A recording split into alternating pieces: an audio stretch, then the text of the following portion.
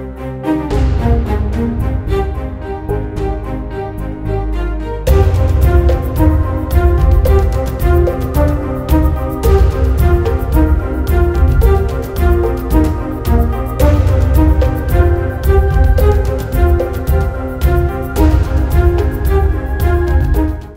viewers, welcome to Suman TV. So ఈ రోజు నాతో పాటు డాక్టర్ సింధూర మ్యామ్ ఉన్నారు. Hello ma'am. హాయ్ అండి. ఒకసారి మీ గురించి అండ్ మీ హాస్పిటల్ గురించి. నేను పల్మనాలజిస్ట్గా 12 ఇయర్స్గా ప్రాక్టీస్ చేస్తున్నాను. లంగ్ ట్రాన్స్ప్లాంట్లో ఆస్ట్రేలియాలో ఫెలోషిప్ ఫినిష్ చేసి వచ్చి చెన్నైలో ప్రాక్టీస్ చేస్తూ ఉన్నాను. గురక ప్రాబ్లం వల్ల చాలా డిసీజెస్ వస్తాయి, అసలు ఫస్ట్ లంగ్స్కి ఎఫెక్ట్ అవుతుంది అంటూ ఉంటారు. అసలు ఆ ప్రాబ్లం ఏంటి? గురక అంటే యూజువల్గా లావుగా ఉన్న వాళ్ళకి, షార్ట్ నెక్ ఉన్న వాళ్ళకి ఏమవుతుందంటే రాత్రిపూట ఫ్లాట్గా పడుకున్నప్పుడు టంగ్ వెనక్కి పడి ట్రెకియా అంటారు. ట్రెకియా పైన వోకల్ కార్డ్స్, ఈ లారింగ్స్, థ్రోట్లో వచ్చి గాలి వెళ్ళే ప్యాసేజ్ వచ్చి ఈ ఫ్యాట్ వల్ల అంతా కొంచెం కొలాప్స్ అవుతుంది.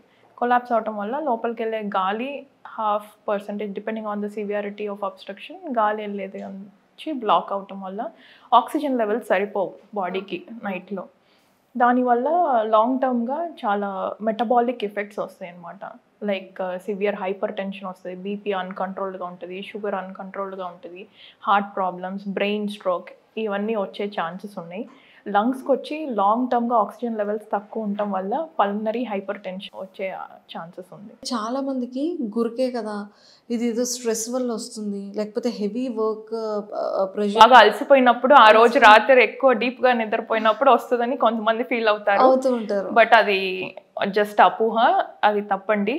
ఖచ్చితంగా మీకు సివియర్ గురక ఉంటే ఖచ్చితంగా డాక్టర్ని వెళ్ళి మీట్ చేసి దాన్ని చూసుకునేది, ఎర్లీగా చూసుకునేది మంచిది. అండ్ దీనివల్ల అంటే లంగ్స్ ఇన్ఫెక్షన్ కూడా ఉంటుంది అని విన్నాను మ్యామ్. అంటే లైక్ పొల్యూషన్ అనుకోవచ్చు.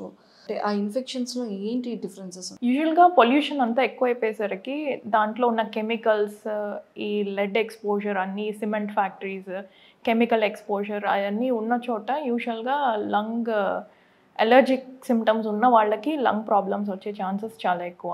సో దాన్ని యూజువల్గా dust allergy, cold allergy, season మారినప్పుడు, లేకపోతే పోలన్, ట్రీస్ నుంచి వచ్చే పోలన్ ఎలర్జీ, వాటన్నిటికీ చాలామంది రియాక్టివ్గా ఎయిర్వే డిసీజ్ ఉన్న వాళ్ళకి ఇలాంటి ప్రాబ్లమ్స్ వచ్చే ఛాన్సెస్ ఉంది. దాన్ని అబ్స్ట్రక్టివ్ ఎయిర్వే డిసీజ్ అంటారు. దాంట్లో ఒక టైప్ వచ్చి ఆస్తమా. ఆస్తమా ఉంటే ఎలర్జీ, చల్లగా ఏదైనా తీసుకున్న అలాంటి వాళ్ళకి wheezing problems, dry cough, wheezing, ఆయాసం, నడిస్తే అట్లాంటి ఇబ్బందులు ఉంటాయి. అండ్ పిజియన్స్ నుంచి కూడా లంగ్స్కి ప్రాబ్లం ఎఫెక్ట్ అవుతుంది అని చెప్పి వినడం జరిగింది. అంటే అసలు వాటి వల్ల లంగ్స్కి ఎందుకు ప్రాబ్లం అవుతుంది? యూజువల్గా చాలామంది పీజియన్స్కి మేత వేసి పెంచుతూ ఉంటారు, కానీ చాలామందికి తెలియదు. బాల్కనీస్లో అంతా కూడా పీజియన్స్ వచ్చి ఏసీస్లో అంతా కూర్చుంటూ ఉంటాయి. ఆ పీజియన్ షిట్ వచ్చి it has lot of fungus in it. ఆ ఫంగస్ వల్ల మనకి లంగ్ ఎలర్జిక్ రియాక్షన్స్ వస్తాయి అన్నమాట. సో అలాంటి పేషెంట్స్ పీజియన్కి ఎక్స్పోజ్ అయిన తర్వాత కొంచెం ఆయాసం, కాఫ్ డెవలప్ చేసి ఆస్తమా లాగా ఫీచర్స్ డెవలప్ చేస్తారు. బట్ వాళ్ళకి తెలియదు అనమాట పీజియన్ ఎక్స్పోజర్ వల్ల మనకి ఇది వచ్చిందని. సో వాళ్ళు డాక్టర్ దగ్గర అంతా తిరుగుతూ ఉంటారు, మాకు ఆయాసంగా ఉంది, దగ్గు ఉంది, తగ్గట్లేదని చెప్పి. But what is the etiology, దేని వల్ల వచ్చింది అని యూజువల్గా చూస్తే చాలామందికి పీజియన్ ఎక్స్పోజర్స్ ఉంటున్నాయి ఈ రీసెంట్ టైమ్స్లో. పిజియన్ వల్ల అంటే ఒక లైఫ్కి ఇంత ప్రాబ్లం ఉంటుందా? అవును, ఇప్పుడు మీరు చూసారు కదా, మన యాక్ట్రెస్ మీనా గారి హస్బెండ్ ఉన్నారు కదా, ఆయన కూడా బెంగళూరులో వర్క్ చేస్తున్నప్పుడు ఐటీ కంపెనీలో రెగ్యులర్గా తెలియకుండా ఇలా పీజియన్కి ఎక్స్పోజ్ అవటం వల్ల ఆయనకి లంగ్స్ డ్యామేజ్ అయ్యి క్రానిక్ హెచ్పీలో ఫైనల్గా ట్రాన్స్ప్లాంట్కి he ended up in transplant, but he didn't undergo transplant and he passed away in very short time. అంటే ఎందుకు మ్యామ్ అది అంత ఎఫెక్ట్ అవ్వడం వల్ల అది ట్రాన్స్ప్లాంట్ చేయడానికి కూడా అవ్వలేదా? చేసే లోపే ఇన్ఫెక్షన్ వచ్చి కాంప్లికేషన్తో he passed away during the workup plan. So అందుకని ట్రాన్స్ప్లాంట్ ఆప్షన్ అన్నది మీకు ఒక ఐడియా ఉన్నా కానీ at least patients can approach us, they can know about transplant అంటే ఏంటి, ఏం చేస్తారు, ఏం కాంప్లికేషన్స్ రావచ్చు, ఏం వర్కప్ చేయాలి, ఏ టైంలో ఎప్పుడు ట్రాన్స్ప్లాంట్ చేయాలన్నది. At least patients who are on oxygen, ఇప్పుడు ఆక్సిజన్ అవసరం వస్తుంది, కొంచెం వీల్ చైర్లో ఉన్నారు, బెడ్ రిటర్న్గా ఉన్నారు అంటే అట్లాంటి పేషెంట్స్ వచ్చి మమ్మల్ని అప్రోచ్ చేసి వర్కప్ చేసుకొని ఎప్పుడు ట్రాన్స్ప్లాంట్ కావాలి టైం చూసుకొని they can go back. And get registered only when ever it is necessary.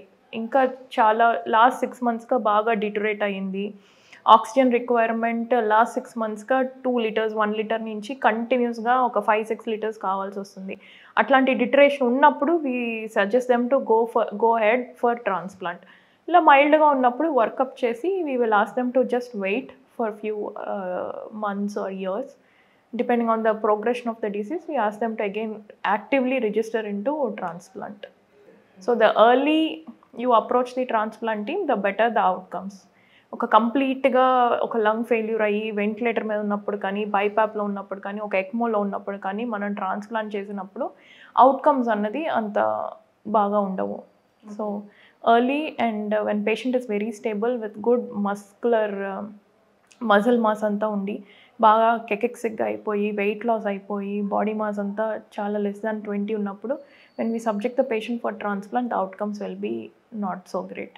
So అంటే లంగ్ ఇన్ఫెక్షన్స్ ఇంకా ఏ కారణాల వల్ల వస్తుందంటారు? లాంగ్ టర్మ్గా పీజియన్ ఎక్స్పోజర్కి అంతా ఎక్స్పోజ్ అవుతూ ఉంటే కనుక అక్యూట్గా అయితే 2-3 సార్లు అయితే అక్యూట్ ఒక ఆస్మాటిక్ ఎపిసోడ్లా వచ్చి తగ్గిపోతుంది. లాంగ్ స్టాండింగ్గా పీజియన్కి ఎక్స్పోజ్ అవుతానే ఉండి వాళ్ళకి ఎలర్జీ ఉండి వాళ్ళకి తెలియలేదంటే కనుక క్రానిక్ హెచ్పి అంటారు, హైపర్ సెన్సిటివ్ న్యూమోనైటిస్ అని. లంగ్ కంప్లీట్గా హార్డ్ అయిపోతుంది, అది ఒక ఇర్రివర్సిబుల్ డ్యామేజ్ అవుతుంది లంగ్కి. దాని తర్వాత మనం ఏ మెడికేషన్స్ యూస్ చేసినా ఉపయోగం ఉండదు. ఆస్తమా వల్ల కూడా చాలా ప్రాబ్లమ్స్ ఉంటాయని విన్నాను. ఆస్మా అన్నది డెఫినెట్గా ఎలర్జీ. దేనివల్ల మీకు ఆస్మా అటాక్స్ వస్తుందో అది కంప్లీట్గా అవాయిడ్ చేసి మీరు మెడికేషన్స్, మెయింటెనెన్స్ మెడికేషన్స్ అని ఉంటాయి, ఇన్హేలర్స్ కానీ అట్లాంటి అవి వాడుకుంటూ ఉంటే మీకు ఆస్మా అటాక్స్ రాకుండా ఉంటుంది. ఫర్దర్గా లంగ్ ప్రతిసారి లంగ్ డస్ట్కి ఈ కోల్డ్ పదార్థాలకి ఎక్స్పోజ్ అయినప్పుడల్లా గాలి వెళ్ళే నాణ్యాలన్నీ shrink అయిపోతాయి ఎలర్జీ వల్ల. మళ్ళీ తిప్పి మీరు మందులు వేసుకొని ఇన్హేలర్స్ అవి తీసుకోవడం వల్ల మళ్ళీ ఓపెన్ అవుతాయి, ఓపెన్ అయ్యి క్లోజ్ అయ్యి అట్లా shrink అవటం వల్ల బ్రాంకియల్ ఎయిర్వేస్ అంటారు లంగ్స్లో, ఆ ఎయిర్వే వాల్ అంతా డ్యామేజ్ అవ్వచ్చు. సో రిపీటెడ్గా మనం ఎక్స్పోజ్ అయ్యి దాన్ని ట్రీట్ చేసుకునే బదులు అవాయిడ్ చేసి రాకుండా ఉండి కంటిన్యూస్గా మెయింటెనెన్స్గా మెడికేషన్స్ వాడుకునేది అన్నది మంచిది. అసలు వీటికి ఏమైనా పర్మనెంట్ సొల్యూషన్ ఉంటుందమ్మా? ఆస్మా అన్నది మన కంట్రోల్లోనే ఉంటుంది. It's patient can avoid getting the symptoms by avoiding the allergens. మన ఎలర్జీని అవాయిడ్ చేసుకొని మెయింటెనెన్స్ మెడికేషన్స్ రెగ్యులర్గా తీసుకుంటే we can control asthma completely. చిన్నపిల్లల్లో కూడా గురక అనేది ఎక్కువగా మనం చూస్తూ ఉంటాం. అంటే ఎక్కువగా ఏ ఏజ్ గ్రూప్ వాళ్ళ నుంచి ఆ ప్రాబ్లం ఉంది? యూజువల్గా చిన్నపిల్లల్లో వచ్చి కొన్నిసార్లు కంజెనిటల్గా ఒక జా అనేది చిన్నగా ఉంటుంది, అట్లాంటి వాళ్ళకి టంగ్ వెనక్కి పడిపోయి బ్లాక్ చేసి స్నోరింగ్ రావటం. కొంతమందికి టాన్సిలైటిస్ అని ఉంటుంది, గొంతులో బ్లాక్ ఉంటుంది, దానివల్ల కూడా నైట్ టైం పడుకున్నప్పుడు గాలి సరిగ్గా వెళ్ళకపోవటం వల్ల స్నోరింగ్ రావచ్చు. కొంతమంది ఎడినాయిడ్స్ అని ముక్కులో బ్లాక్ అవుతాయి అన్నమాట చిన్నపిల్లలకి. అట్లాంటి కండిషన్స్ వల్ల కూడా చిన్నపిల్లల్లో గురక రావచ్చు. ఆ గురక ప్రాబ్లం ఉండి అది ఎనటామికల్ రీజన్ వల్ల బ్లాక్ వల్ల గురక వస్తుందంటే దాన్ని క్యూర్ చేసుకోవచ్చు. లంగ్స్ రీప్లేస్మెంట్ అనేది కూడా చాలా ఎక్కువగా వినబడుతుంది. అలా రీప్లేస్మెంట్ చేసుకోవడం వల్ల అంటే బెనిఫిట్స్ ఉందా, లేకపోతే ఏమైనా ప్రాబ్లమ్స్ కూడా మనం ఫేస్ చేస్తాం? ఇట్లా సివియర్ లంగ్ ఫైబ్రోసస్ అయిపోయిన patients because of exposure to pigeons, chronic HP patients కానీ ఐఎల్డి అంటారు, లంగ్ ఫైబ్రోసస్ అయిపోతుంది, హార్డనింగ్ అవుతుంది. దానికి రీజన్ అన్నది లేదు, మోస్ట్లీ పొల్యూషన్ అట్లాంటిది ఏదైనా అయి ఉండొచ్చు. సో ఇలాంటి పేషెంట్స్కి సివియర్గా డ్రై కాఫ్, నడిస్తే ఆయాసం, 2 అడుగులు కూడా వేయలేరు, కనీసం భోజనం చేసి రావటం కానీ వాళ్ళ డైలీ యాక్టివిటీ కూడా చేయలేని పేషెంట్స్ ఉంటారు. they'll be completely bedridden or they'll be confined to the chair with oxygen support.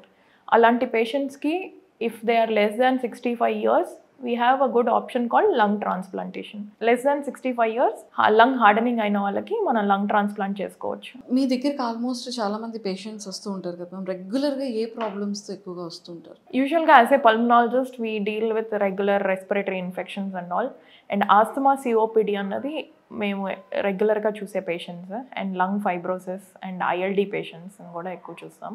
దాంట్లో సిఓపిడి వచ్చి స్మోకింగ్ వల్ల మనందరికీ తెలిసిందే, smoking can cause this chronic obstructive pulmonary airway disease.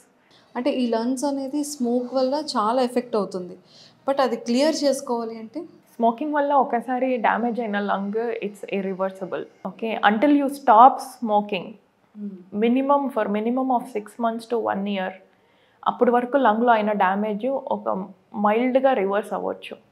At least minimum of 1 year of complete cessation of smoking can cause partial reversibility of the damage already caused by cigarette smoking. So అంతేకాని లేదు నేను తగ్గించేసానని 10 సిగరెట్లు తాగేవాళ్ళు ఇప్పుడు 8 సిగరెట్లు తాగుతున్నా, నేను తగ్గించేసాను, ఇది మంచిదేనా అని అడిగితే అది డెఫినెట్గా కాదు.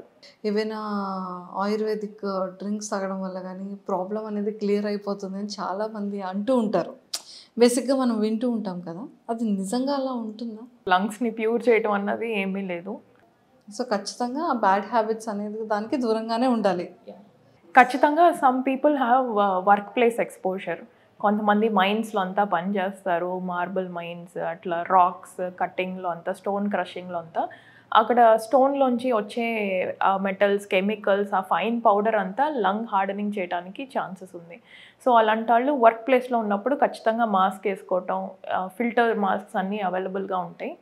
సో ఆక్యుపేషనల్ హజార్డ్స్ అనేవి ఉంటాయి, అదంతా అవాయిడ్ చేసుకుంటే లంగ్ డిసీజ్ అంతా చాలా వరకు అవాయిడ్ చేయొచ్చు. అండ్ చాలామంది అంటూ ఉంటారు కదా మ్యామ్, అంటే లైక్ స్మోక్ కన్నా వేప్ బెటరు. సో స్మోక్లో అయితే నికోటిన్ ఉంటుంది, వీటిలో అవి ఫ్లేవర్స్ ఉంటాయి అని కూడా అంటారు యూత్ ఎక్కువగా. This is a very big controversial thing. Many people say that is better than this, this is better than that, but nothing is better than none. ఏదైనా smoke. Anyway, smoke is smoke. Vaping or cigarette or weed or everything has its own side effects. So ఎక్కువగా అంటే లంగ్కి effect అవుతుంది కదా ma'am? డెఫినెట్గా. ఒక్కసారిగా అది change చేసుకోవాలి అంటే ఏమైనా టిప్ చెప్తారా? No, complete stopping of whatever you are doing is the best solution. అంతకు మించి లంగ్ క్లియర్ చేయడానికి, లంగ్ క్లీన్ చేయడానికి అన్నది there is nothing available. Ma'am smoking ఎక్కువగా చేయడం వల్ల లంగ్ క్యాన్సర్ వస్తుంది అని వింటూ ఉంటాం. సో స్మోకింగ్ చేసే అందరికీ ఖచ్చితంగా క్యాన్సర్ వస్తుందని చెప్పలేం, but it all depends on the number of pack years of cigarette smoked over years. కొంతమంది 30 ఏళ్ళుగా 40 ఏళ్ళుగా రోజుకి ఒక ప్యాకెట్ స్మోక్ చేస్తూ ఉంటారు, దాన్ని బట్టి ఒక క్యాలిక్యులేషన్ ఉంటుంది. So the more the severe smoking, the chances of getting cancer is high. ఒక 2 years వరకు స్మోక్ మానేశారు, ఈ సో క్యాన్సర్ అనేది తగ్గించవచ్చా? కంప్లీట్గా సిగరెట్ స్మోకింగ్ అన్నది సెసేషన్, లైక్ కంప్లీట్గా స్టాప్ చేస్తే కనుక within 1 to 2 years of time the risk of getting cancer అన్నది చాలా వరకు తగ్గుతుంది. 50% of risk of getting cancer తగ్గుతుంది. హెల్దీ లంగ్స్కి అన్హెల్దీ లంగ్స్కి డిఫరెన్సెస్ ఏమైనా చెప్తారా? యూజువల్గా లాంగ్ స్టాండింగ్ స్మోకింగ్ తర్వాత చాలామందికి కొంచెం మైల్డ్గా ఆయాసం, మైల్డ్ కాఫ్, నడిస్తే ఆయాసం, ఒక స్టేర్ కేస్ ఎక్కితే నార్మల్గా మన ఎవరికి ఆయాసం రాదు, ఒక స్టేర్ కేస్ ఎక్కినప్పుడు ఆయాసం రావటం, మైల్డ్గా డ్రై కాఫ్ ఉన్న వాళ్ళకి కొంచెం ఏదైనా స్మోకింగ్ వల్ల లంగ్ చేంజెస్ వచ్చిందా లేదా అన్నది ఒక పల్మనరీ ఫంక్షన్ టెస్ట్ చేసుకొని చూసుకుంటే ఎంతవరకు లంగ్ ఎఫెక్ట్ అయింది అన్నది మనకి తెలుస్తుంది. అంటే స్మోకింగ్ అలవాటు లేని వాళ్ళు కూడా కొంచెం స్టేర్ కేసెస్ ఎక్కాలన్నా కూడా ఆయాసం వస్తూ ఉంటుంది కదా మ్యామ్? జనరల్గా కొంతమంది రీసెంట్ వెయిట్ గెయిన్ ఉన్న అలాంటి వాళ్ళకి కొంచెం ఆయాసం అన్నది నార్మల్గా రావచ్చు. Along with the cough, wheezing అట్లాంటి లంగ్ అదర్ సిమ్టమ్స్తో చేర్చి ఉంటే కనుక మీరు ఒక పల్మనాలజిస్ట్ చూసి ఇవాల్యుయేట్ చేసుకునేది మంచిది. ఆయాసానికి వేరే కారణాలు కూడా ఉంటాయి, నాట్ ఓన్లీ లంగ్ ప్రాబ్లమ్స్. కొన్నిసార్లు కిడ్నీ ప్రాబ్లమ్స్ ఉన్నా, కొన్నిసార్లు బ్లడ్ హిమోగ్లోబిన్ లెవెల్స్ బాగా లోగా ఉన్నా కూడా మైల్డ్ హార్ట్ ఫెయిల్యూర్లా ప్రెజెంట్ అవుతారు. అట్లాంటి వాళ్ళకు కూడా ఆయాసం రావచ్చు. ఆయాసానికి చాలా కారణాలు ఉంటాయి. Thank you so much. Thank you so much.